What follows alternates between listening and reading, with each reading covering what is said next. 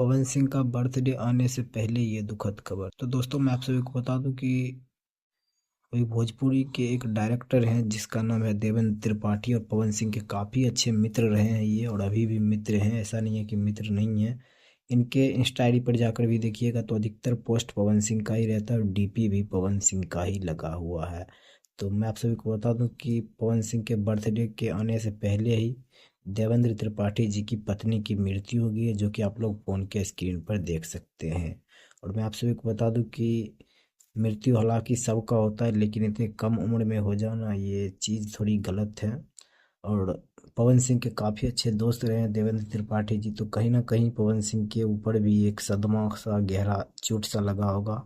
और अब सबसे बड़ी बात ये आती है कि क्या पवन सिंह का बर्थडे पार्टी उसी धूमधाम से मनाया जाएगा कि इस वजह से कुछ कम हो जाएगा, या बर्थडे पार्टी नहीं मनाया जाएगा। तो मैं क्लियर कर दूं आप सभी को कि बर्थडे पार्टी तो सेम वैसा ही मनाया जाएगा, बर्थडे सॉन्ग भी आएगा आप सभी के बीच पवन सिंह का।